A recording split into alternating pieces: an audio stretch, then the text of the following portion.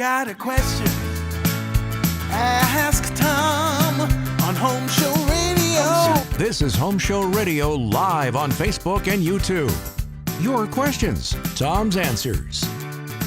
Now here's Tom Tynan and Charlie Mosier.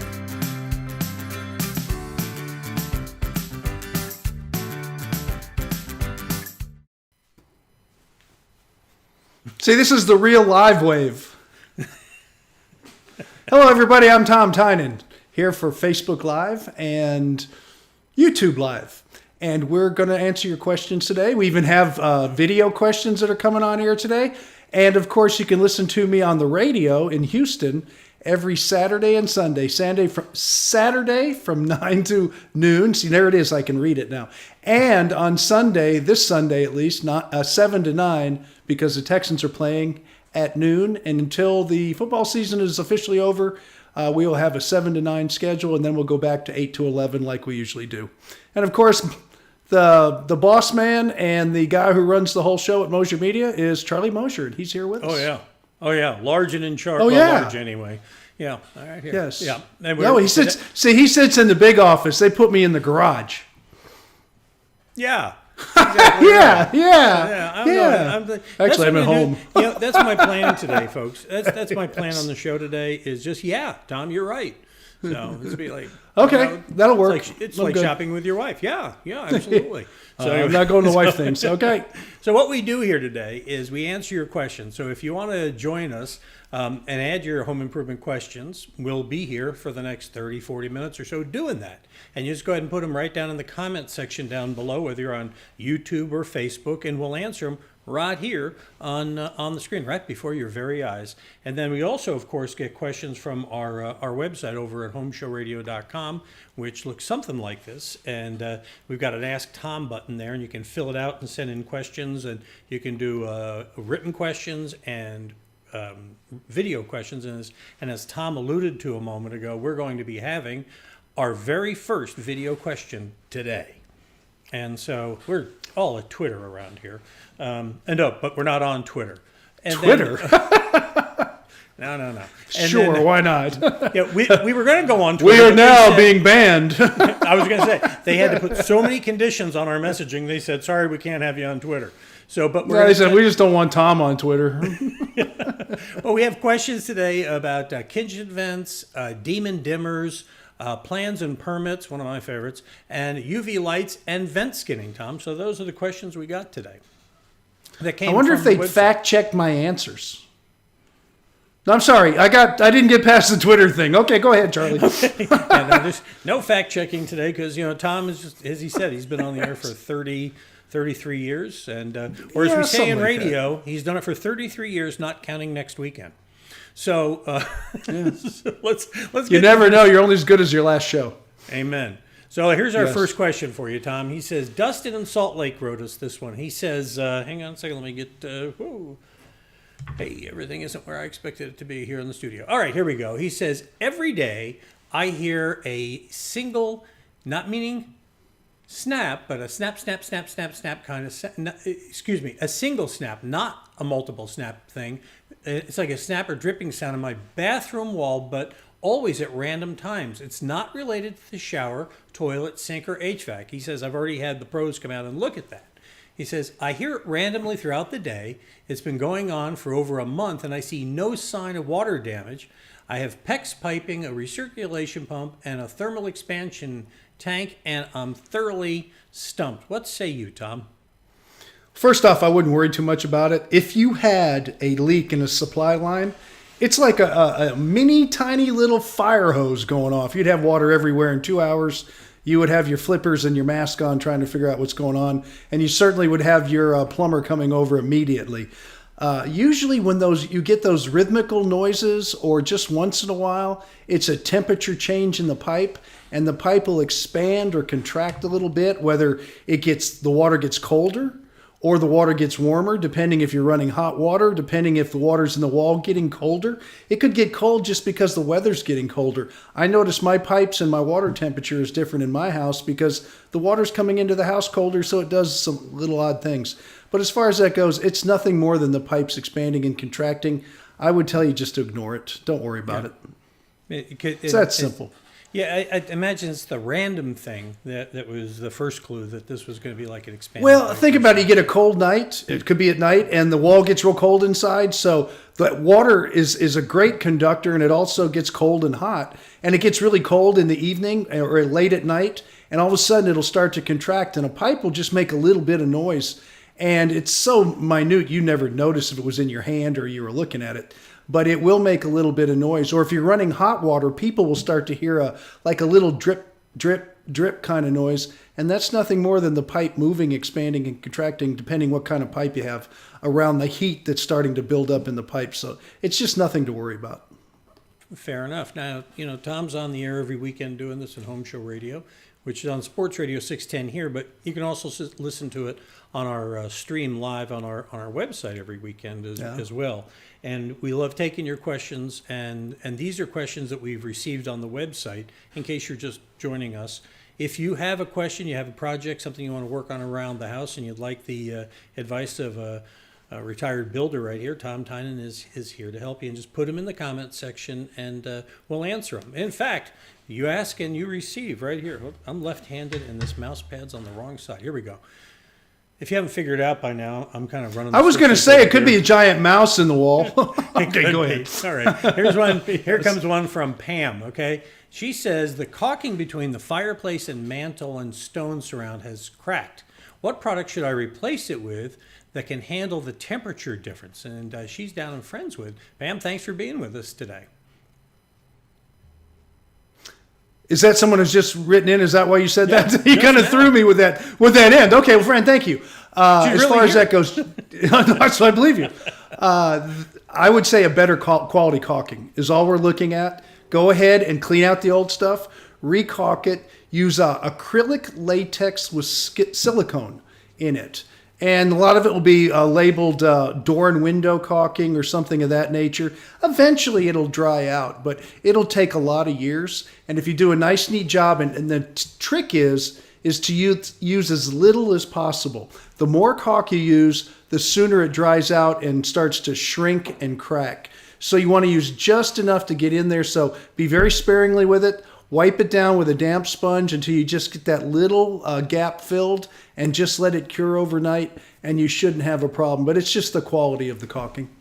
Mm-hmm. Yeah, and like you said, less is more when you're doing caulking. That surprises me. Oh, really? Okay. Well, when you have a big amount of it, it just starts to dry up. And if you've ever seen, and I always relate it to hotel bathtubs. I don't care if you go in the Waldorf Astoria. Somebody goes in there with 5 tubes of caulking and caulks one bathtub, and it's the size of the guy's thumb. And it just goes right across like that. And then you see it curl up on the edge, and then you see all the dirt get down in it, and it looks horrible. You don't want that. All you want is a little tiny fine line. And that way it just hits the surface and it just bonds on each side, and there's not enough there to curl it all up. And that's what happens with a bad caulk job. Fair enough. Hey, Darren's weighing in. He says that they make a high temperature caulk. Tom, does that make sense? I wouldn't use a high temperature caulk. High temperature caulks are used for sometimes roofing, which are a modified urethane, or they're used for fireplaces like a fire clay caulking. And I would not use that to do something on a finish scale. Okay. Those things are rough and hard to work with. And so unless it's in a firebox, unless it's in a... like him. Oh, no, like a fireplace of some kind or a barbecue pit. Mm-hmm. Well, inside where it gets really hot, then it's not going to look good. And it's got to look good where she's talking about around her mantle. Yeah, it's a piece of finish. Okay, great.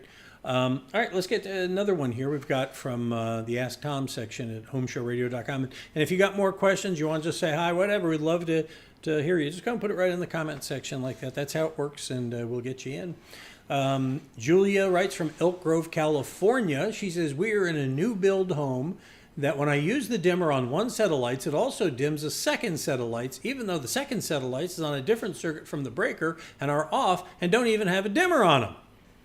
There are LED lights. She wants to know, is that normal, Tom, or does she have a demon dimmer? Well, it's definitely somehow attached to the circuit. And if it's not on the same circuit, it's got to be a neutral that's crossed. This is when you have to call an electrician in. Somebody tied too many of those white wires together if it's not on the same circuit. Or somebody did it on purpose because they thought they were going to be clever. And they could dim 2 different lights with one dimmer switch.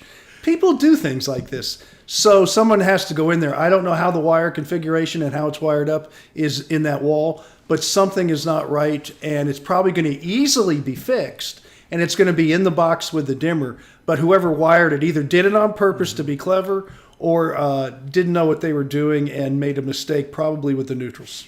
Or a combination of that. Or a combination of that. Yeah, could be somebody being clever who didn't know what they were doing. And Yes. you know. But it doesn't sound right. But it can easily be fixed. Or, check your husband. If this happens and he says, I don't see anything, could be gaslighting. Just saying. I'm not going there. There's that husband-wife thing, man. I got enough ex-wives. I don't touch that. You'll sooner talk politics than that. It's amazing. All right. I like to be normal. Okay, fair enough. I'm not all woke. One. Here's one. I try to remember the name of this company. Tom G has written, and he's saying, "Do you remember the name of the company that does the weather strips?" And I think that was what, Holshizers or something like that. Holscher's weather stripping. Holscher's. We're talking first off, looking at his question. It's cushioned bronze. It's not brass, and that's how it's you relate to it. When you talk to a weather stripping company, tell them you're looking for the cushioned bronze. It's a specialty thing. People usually don't have the tools to do it themselves because there's a lot of little parts and special little nail guns that make it a lot easier. They're a cross between a little stapler and a nail gun. But as far as that goes, Holscher weather stripping has been around forever. Holscher's was a family that was in this town. I knew the father. He has passed away. The sons, I did a TV show 1,000,000 years ago when I was young and pretty called Our House. We even interviewed them and did some. How long ago was this? What? 1,000,000 years ago.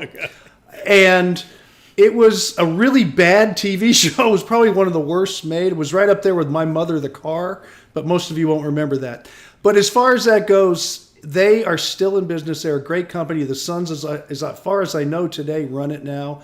And if you can't get them, you can Google door weather stripping. You can even, call our friends at Door Clearance Center. I know they know people they can refer you to that do weather stripping for doors. Yeah, that's what we did.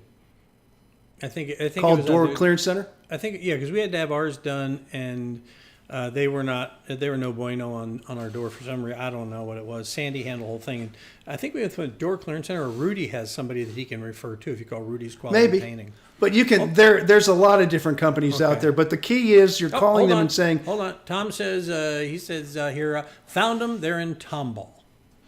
Yeah, they are. They're up in my part of town. So they're still there. I used to see the dad at IHOP on 1960. That's where I used to meet and run into him all the time. That was a long time ago.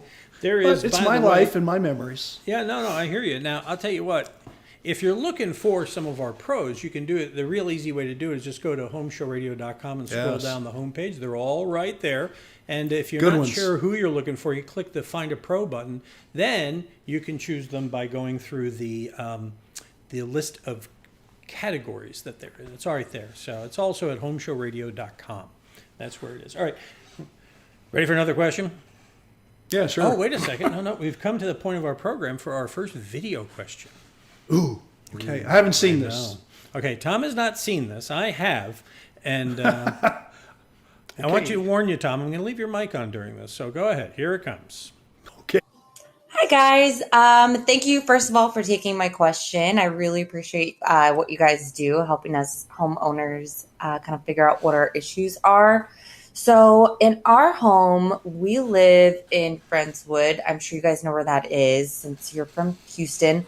So our humidity in this house, we moved in April, and the humidity over the summer seasons had gone to up to like 80%, sometimes even 90%. I bought a big heavy duty dehumidifier because of how bad the humidity was getting in our house. And let's see, about a week ago, I was moving around my daughter's room and I found mold on the back of my daughter's dresser. And I'm wondering if what I'm experiencing, the humidity problem. I'm from North Dakota, so I thought that the 80% humidity was normal.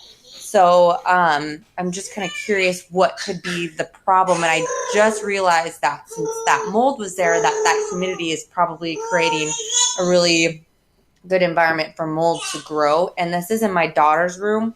Also behind the wall that's my daughter, sorry. Behind the wall that the mold was present, there's a bathroom, and directly above is a leak that must have happened before we moved in. So the wood up there is rotten. The wood is dry.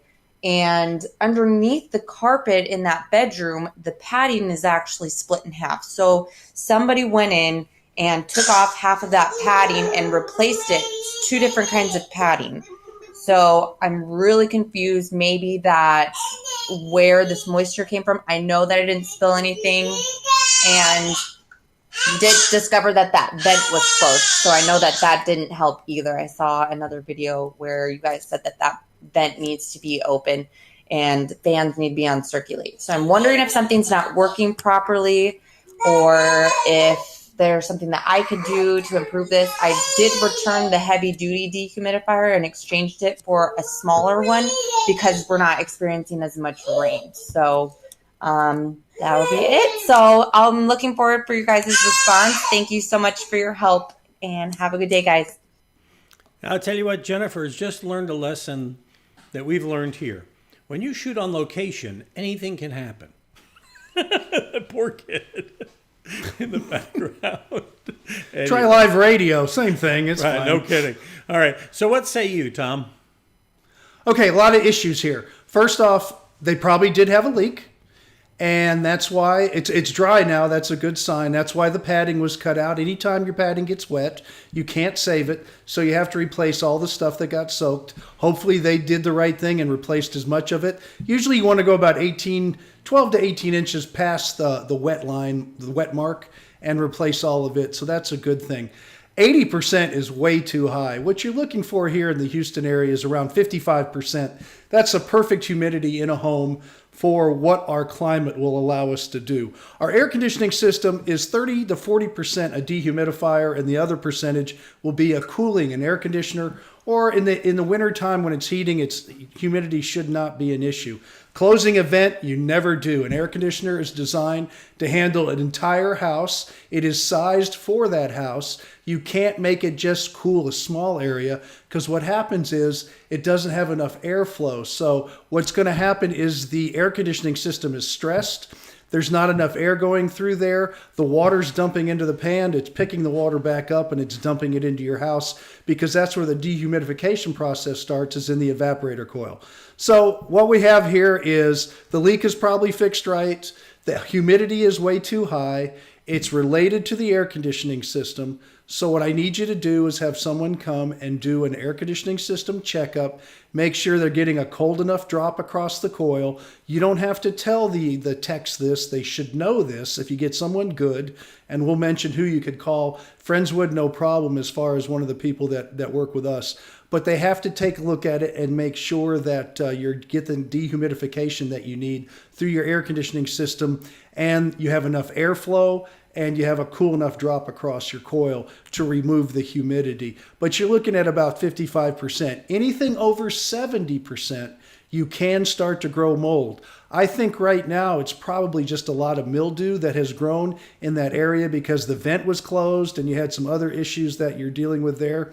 But I think you need to call someone to take a good look at that. This time of year probably isn't a bigger problem if you're running your heater more than you're running your air conditioner, but still put it on your list. It's still not a bad time to have a look at it. But in the spring, when we start to go into the hot summers, that's when you want to call someone back and really do a good check before summer hits and we get the rains and the heat that we get here in the Houston area. I know she's new here, so this is something she's going to have to learn about Houston weather. The other thing is this. I don't know enough about the house, and I can't answer the question. Yeah. One more thing. All right. If you have one of these super insulated homes with foamed attics and things, this is a perfect example of what happens in one of those. So if you have that situation, then I have to address it differently, and I'm not going to do it here today. I'm going to consider it a regularly insulated home with a ventilated attic. But if you do have a sealed attic system, this is a perfect example of what could happen too. And if that's the case, call us back and we'll take we'll get more in depth with that one. So get your air conditioning system checked. The padding is fine. Open up the vents. You're looking for 55 to 60% humidity average throughout the year in your home. Dehumidifier right now might help you a little bit, but your air conditioner should handle it. Yeah, it sounds like a... Absolute Comfort Air is who you call. Yes. I wanted to put that in too. Thank you. Yeah, let's mention that, by the way, because it's important. Yeah, That's okay. one of our home show pros. It is. Yeah, I mean, any competent AC guys are gonna be able to spot that. The reason we recommend these guys is that we've done the legwork and found these guys out, and it's not because they're writing us a check, though we appreciate when they do, but it's because the only reason you hear Tom talking about people is because they've met his 5 criteria, and if you're curious what those are, they're at homeshowradio.com. You can see them there. I hate when they do that. The other thing is, now I know why they do, because you're trying to move along.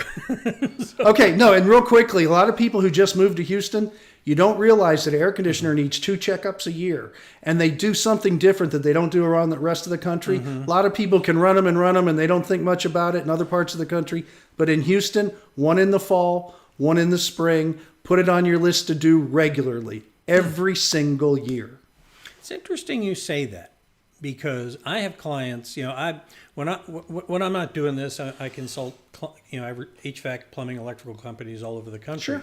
And many of them are now going, especially north of the freeze line, are going to a once a year checkup on their systems, Tom.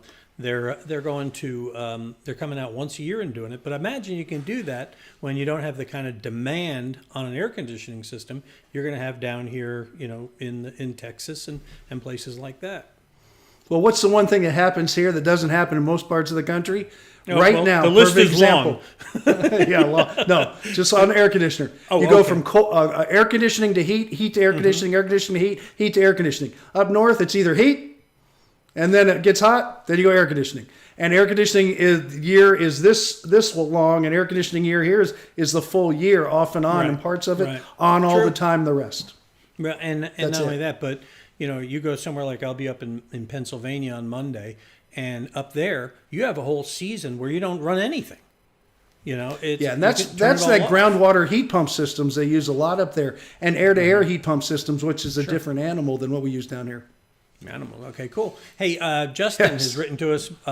By the way, keep the questions coming in the comment section. We'll just keep answering them, and we appreciate you sending them in. Here's one from Justin. He says, what is your opinion on tile over tile budget renovation in a bathroom, Tom?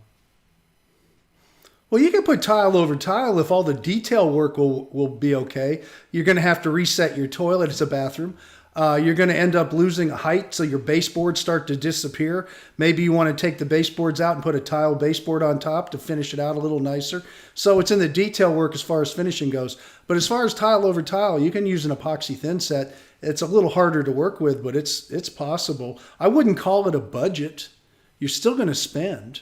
It's just you're spending it in different places. It's not really a budget. You're not saving hardly anything, if you save anything at all, because now you got to go into fancy thin sets, different grouts, epoxy grouts. You got to go.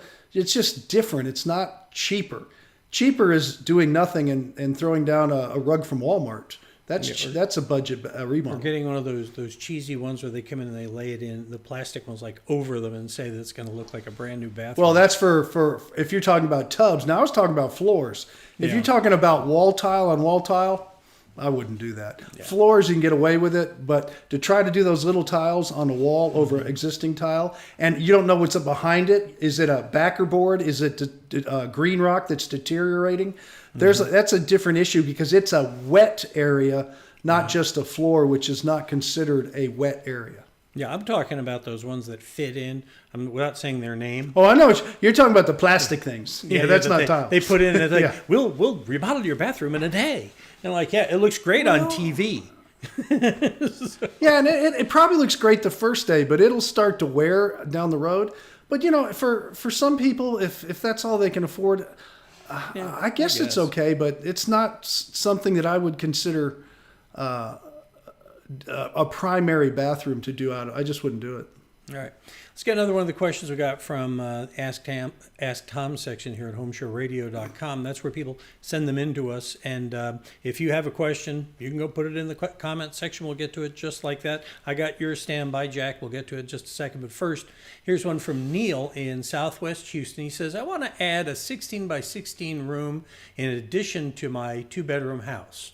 The city of Houston has asked for a lot of specific drawings. Go figure. Is that I got a quote from a remodeling company to do the drawings and permits. Is that the way to go? Can you give me an idea what this is going to cost? I can't tell you what it's going to cost. I have no idea about the project. It can go all over the place.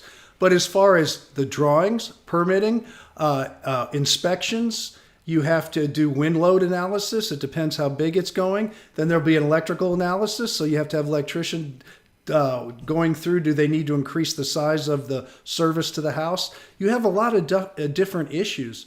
And when you get into that, the city wants to get involved. When you're in a municipality, City of Houston will want a lot of that. So it will be an extra expense. And if it was me and it was just what I would consider somewhat of a simple project, 16 by 16 room addition, then I would go ahead and have the guy that's going to build it do the whole thing. Like we have a certified Home Show Pro trifection. They would do the drawings, the permitting. They'll take care of all of those headaches. You don't do any of that because you got enough to do just living through it all, for one thing. And secondly, just picking out your fixtures and your carpets and whatever floor covering you're getting, paint colors, textures. You're going to have a lot to do as a homeowner, as well as finding a way to pay for it. There's that. Yeah, you can't quit your job. You need that paycheck. Well, and I'll tell you what, we're in the process right now. Sandy has been waiting for years, literally, for us to get around to doing it. We're going to redo our master bath. And the thing we're hearing, Tom, is that the wait time on some things like the bathtub and other appliances can be like 10 weeks and longer right now. So, well, that's why you should plan it all now and commit to it if you can. I know you guys are still probably going through the planning stages, but once you can commit to it. We wrote a check. It's starting. So you're pre-buying everything. You're getting everything ordered. Oh yeah, now. We're pre-buying. So because 10 weeks from now you can start the actual. You don't want to start the construction process. And I know you're working with Jeff over at Trifection. I'm sure. Exactly. If not, I'm sorry, Jeff. He didn't choose you. But if he is, and I think he is, I know Jeff won't go in and start the demolition or anything until everything's ready to go. Right. So it might seem like nobody's doing anything, but you don't want to tear a bathroom out and then go 8-10 weeks without even being able to use it. You just have this nasty room that you keep the door closed. Don't do that. Don't do that. Don't do that. All right. Hey, here's one that came. We're here live, and we're answering the questions you send us in the comment section, whether it's YouTube or Facebook, wherever you're watching us. Be happy to help you out. Okay, just like Jack has written one in here. Let's see if I can get that all on here. He says, I have 2 breakers that trip now. If I'm in the bathroom with the lights on the exhaust, someone happens to hit the garage door opener button, it trips. Similar in the family room, I have a ceiling fan. If the lights are turned on, I turn the hallway lights on, it trips. There's no pattern to this tripping, he says. Are these bad circuit breakers? He says the house is only 10 years old, Tom. I don't know, but this is where you have to get an electrician. It's probably going to be related to the breaker box. And so someone needs to get into that. If it was just a switch and you were competent, I would tell you, go ahead and troubleshoot a switch or something of that nature. But someone's going to have to troubleshoot this whole thing. And it might go all the way back to an open neutral, something going on in your breaker box. You could have a breaker that's bad that's causing some problems, or some wires that are crossed. I don't know, but this needs some attention that's going to be greater than just a do-it-yourself fix, that's for sure. Right Touch Electrical, you can call them or call an electrician, but I am not going to tell someone to remove the panel and start digging around in there, because I noticed his face on his the question you gave us. He looks like he's already got his finger in the. He's got a little bit of a grimace there. So it looks like, wow, he's already stuck his finger in that breaker box. You know what it is, Tom? You often say stick your finger in it, so it's possible. Not in a breaker box. And I'm only kidding you, man. Your picture looks great. But that's, your hair will go, well, my hair, what am I going to do with hair?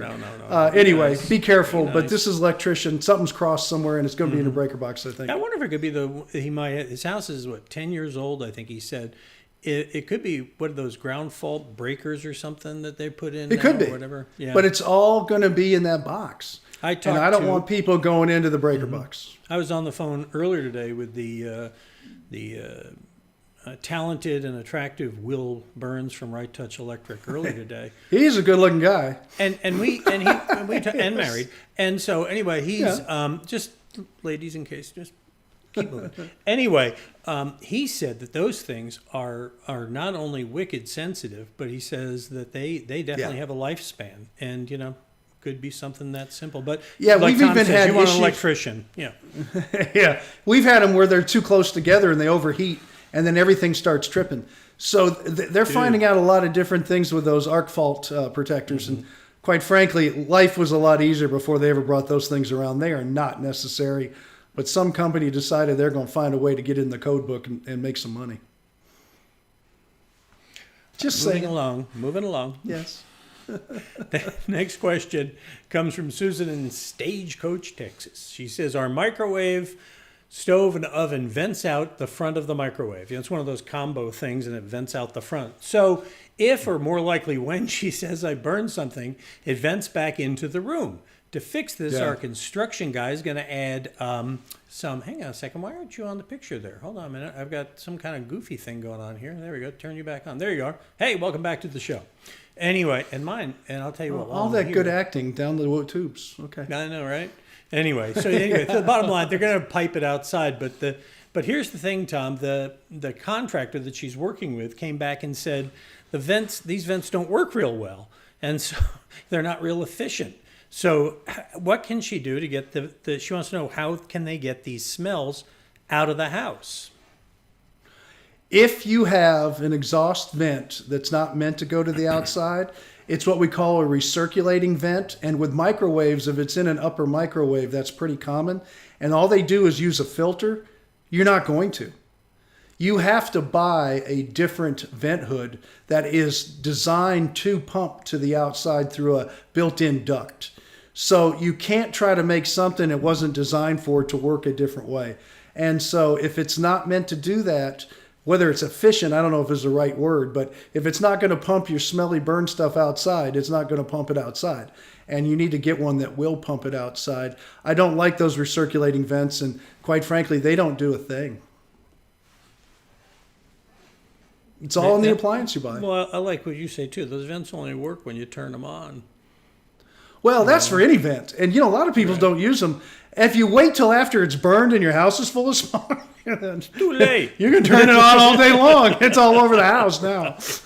That happens in my house. Something will smell really bad for a while, and then someone in my house will go, well, turn that fan on. It'll go away. No, it's not going to go away. We got to open all the windows. We got to open the screen where the screen door is. Our stove is on the island. Our cooktop's on an island, and it has this little thing that comes up when you push the button. And it's wonderful when you turn it on because it simulates the sound of being on the tarmac at Hobby International Airport. I hate them. They get noisy. No, anyway. Next question for you. And look, it happened again. Hang on. So let me fix this here. I'm sorry. Obviously, whoever did the technical preparation for the show didn't see everything through. So I'm sorry about that, Tom. AC company, Edward in Cyprus writes, came out that installed our system about 4 years ago, just did our fall checkup. And afterwards, he mentioned the microbials were found in our attic return boxes. And for a mere $2,000 to $500, they'll clean the boxes and the ductwork and install a UV light to control future microbials. He also mentioned COVID-19. Should I be concerned about this, Tom? Well, everybody should be concerned about getting a flu of any kind. But is your air conditioning system going to stop it? Is there COVID-19 in your air conditioner? No. It just doesn't work that way. Wear a mask. I mean, apparently that's the new thing, which I hate, by the way. As far as that goes, how does he even know there's microbials? What is a microbial? I bet you if you went on your wall, if anybody went anywhere in their house, they're going to find mold and stuff. You know how they do a mold test? Just to give you an example. They take the amount of mold in your house, they test for it. Then they test at the same time for the amount of mold outside of your home. There's mold in both places. You can't live in Houston unless you're living in a jar that you're not going to have mold. The whole idea is you have less mold inside than outside. And so that's how they test to see if you have a mold problem. So finding microbials by someone going up and looking at your air conditioner and then selling you UV lights and an air duct cleaning system is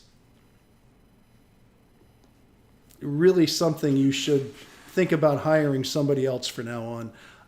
If somebody came to me and they didn't know who I was, whatever that means, and tried to sell me that as they were coming out of my attic, You'd have to search far and wide to find that person, Tom. I mean, look at this face. This face is, I'm like the nicest guy in the world. I would lose my temper, and that person would be so scared, he would be popping nitroglycerin pills on the way home to keep his heart going.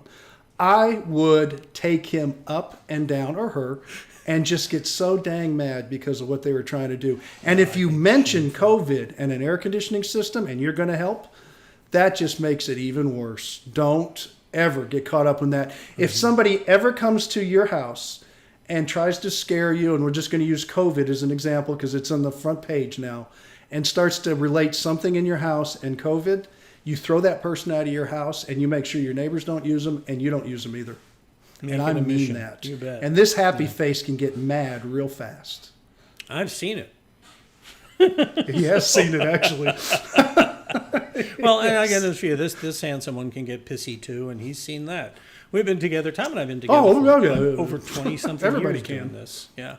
Yeah, we But both that had dark really hair. irks me, trying to scare people. I don't like that. I had dark hair when Tom and I started working together. He had hair when we started, so. And it was dark, too. Now it's white. If Next I let it question. grow. Next Yeah. question comes It's from in the back of the head. I have an ingrown mullet.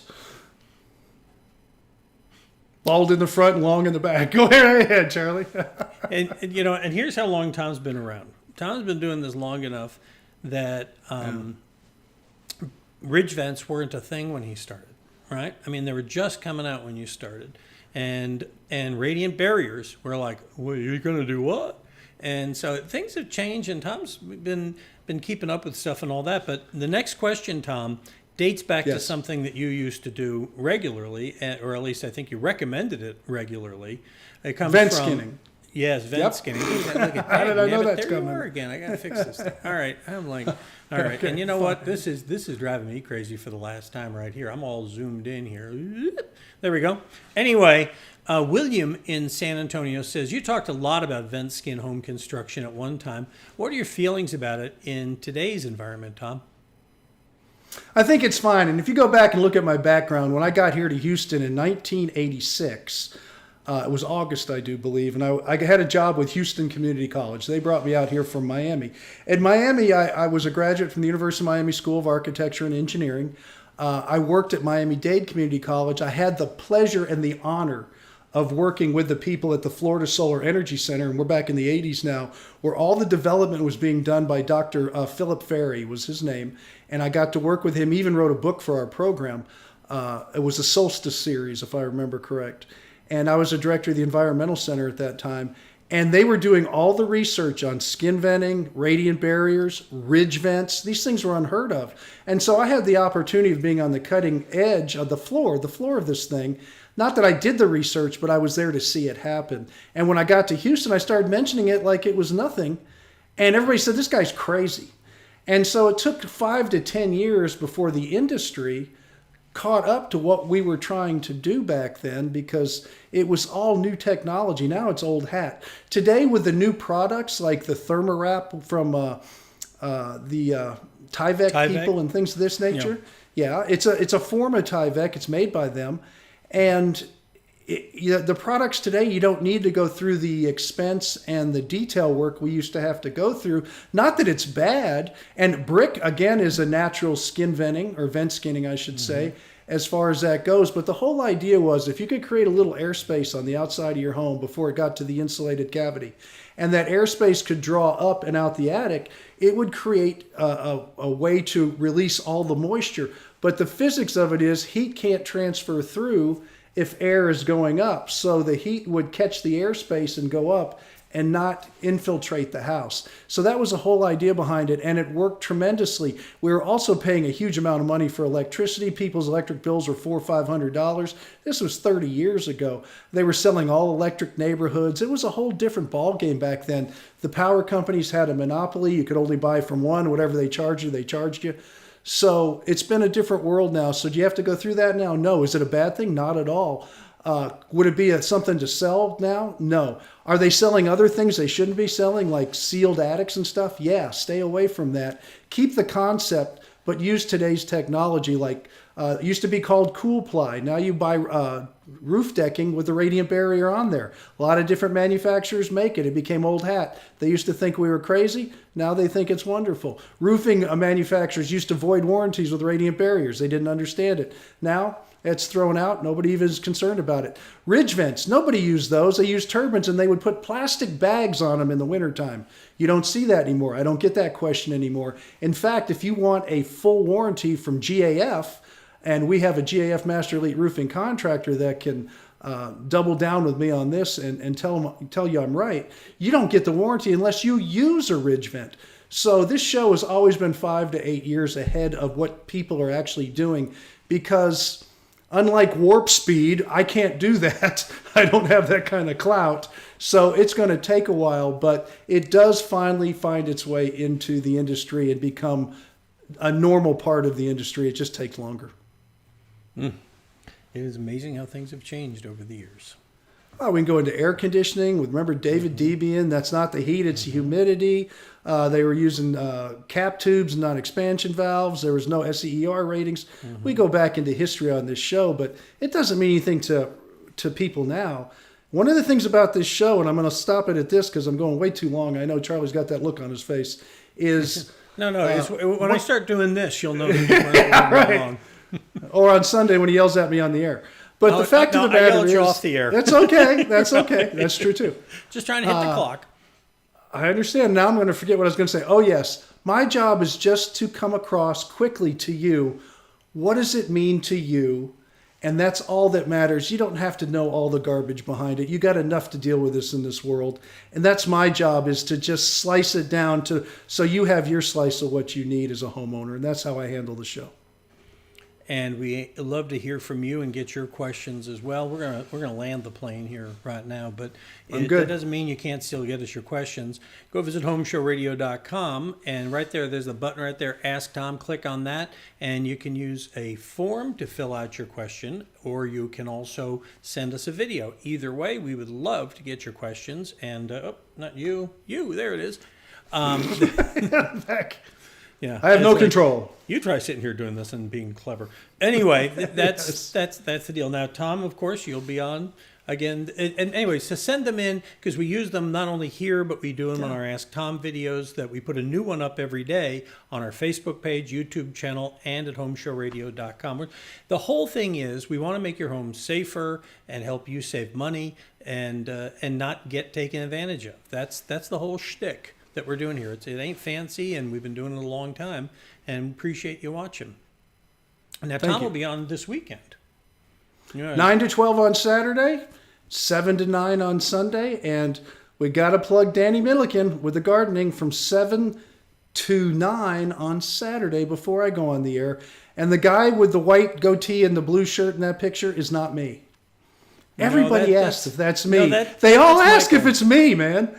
No, yes, I'll tell you what. That's Michael. That's my twin. He's up at Warren's, and you get him started on that on anything in gardening, and it's like you're going to walk out with you're going to walk away a master gardener. I'll tell you, because that's how PhD, baby. All of them are like that.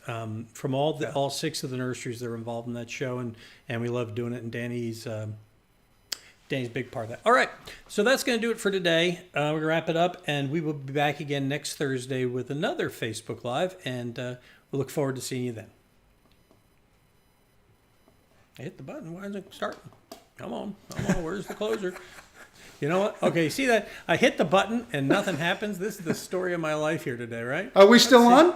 Can I? Oh, yeah. Can I do like dog things and stuff? Yeah, you make faces while I figure out why this isn't playing. Okay, yeah, nice. You make faces. Let's try this. The guy with the question. Stick his finger in a Radio.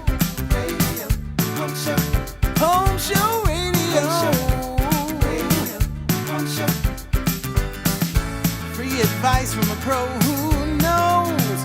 Home Show